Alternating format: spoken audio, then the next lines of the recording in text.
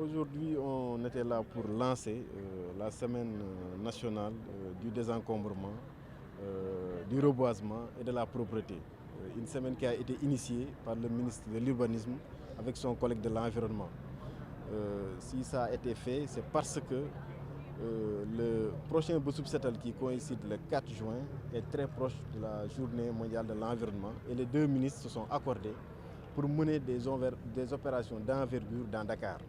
Donc cela se fait à travers une semaine, comme je l'ai dit, que nous avons lancée aujourd'hui, qui sera ponctuée par des opérations de désencombrement dans un certain nombre de communes à Dakar, mais également par une journée de reboisement, une soirée de reboisement le 2 juin, et qui sera clôturée par le 4 juin, journée du Boussoub Setal. Donc nous étions venus pour lancer ça, et c'est des opérations que nous menons régulièrement, mais aujourd'hui l'autorité a demandé qu'on puisse renforcer le dispositif et qu'on puisse être beaucoup plus présent dans un certain nombre de quartiers de Dakar pour que véritablement qu'on puisse désencombrer au fur et à mesure le département de Dakar. Conformément aux instructions de l'autorité, le reboisement va concerner l'axe Malick Sy jusqu'au rond-point de l'aéroport. Et dans ce sens, l'autorité avait donné des instructions pour que sur tout cet axe qu'on puisse intervenir. Donc aujourd'hui, on est dans les communes de Yoff et de Grand Yoff. Demain ou après-demain, on sera dans la commune des HLM.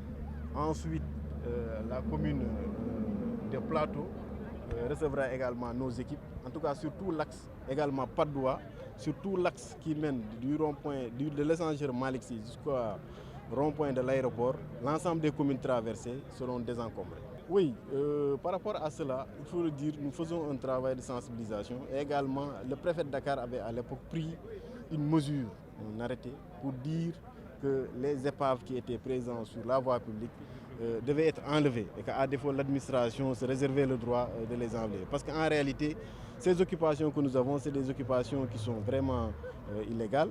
Et pour cela, je pense qu'ils n'ont pas de titre pour occuper ces espaces-là.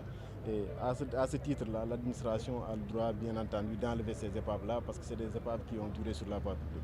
Oui, le maire de la commune de Yoff en a parlé et nous également, nous sommes conscients de cette situation. Mais avec le recrutement récent que nous avons eu de volontaires du Réunion, on a un personnel renforcé qu'on mettra à la disposition de ces communes pour assurer une surveillance. Mais il faut le dire, cette surveillance aussi aura ses limites. À terme, il faudra penser à réaménager ou à aménager ces espaces pour que véritablement ces espaces-là ne puissent pas faire l'objet de réoccupation. Et dans ce sens, une opération de reboisement est prévue. Nos équipes également travailleront avec des partenaires pour essayer de proposer des plans d'aménagement sur ces sites libérés.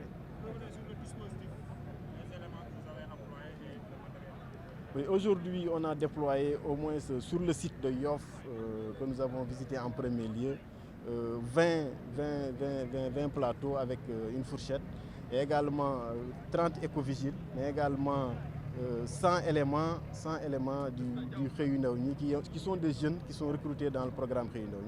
Au niveau de Grand Yoff également, 150 jeunes ont été mobilisés avec des écovigiles et au moins 15 plateaux. Oui, je l'ai dit tout à l'heure, en rapport avec les mairies, nous essaierons de travailler avec les agents envoyés pour que nous puissions renforcer ce dispositif-là. Parce qu'au niveau des mairies, comme vous le savez, c'est elles qui ont la compétence de la voirie communale. Nous essaierons de les appuyer avec le personnel réunion que nous avons pour que véritablement ces actions soient pérennisées.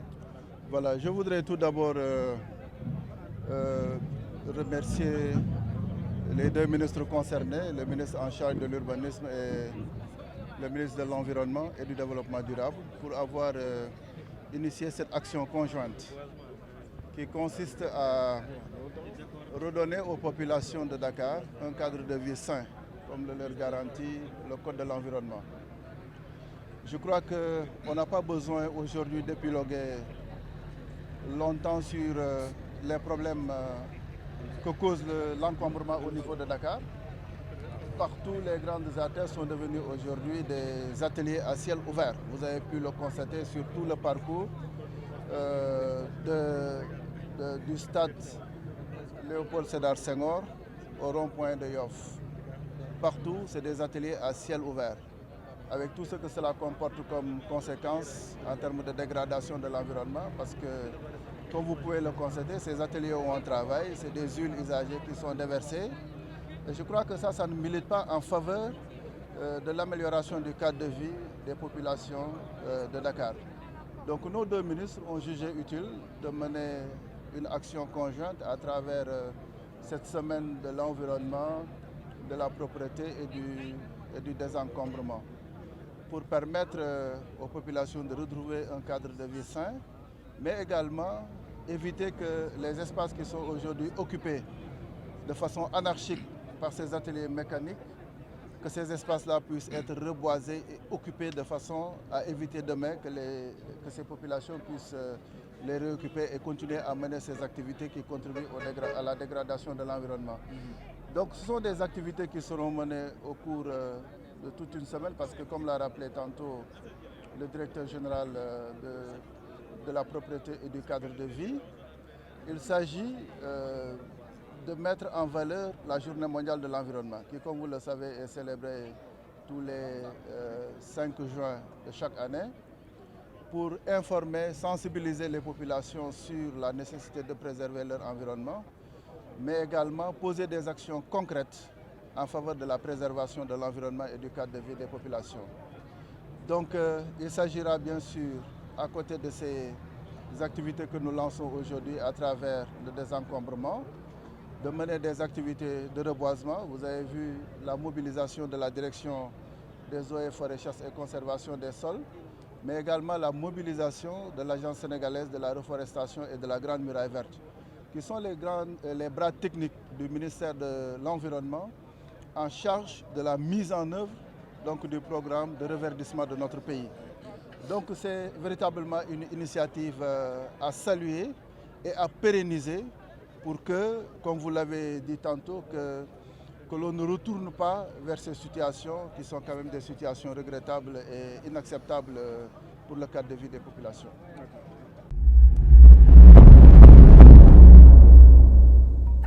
cheetetetet mais yow sawaay yow fu ñu la fekk yaa ngi ci kanamu ordinateur bi wala sa kanamu tablette ba sa téléphone portable lu xew mais damay lire ay information waaw xoolal boo bëgg am ay information yu leer nañ et en temps réel duggal ci www.senegal7.com ay information yu wóor man de maa ngi application Sénégal 7 lépp lu xew dama koy jot ci sama téléphone ci tàng bi te nag application Sénégal 7 am ko yomb na da ngay dugg ci Play Store wala Apple Store nga télécharger ko rek xam li xew ci réew mi ak la xew ci bitim réew te nag dara du ci umpu. Vous voulez des informations en temps réel? Cliquez sur www.senegal7.com. Sénégal 7, le roi de l'information en temps réel.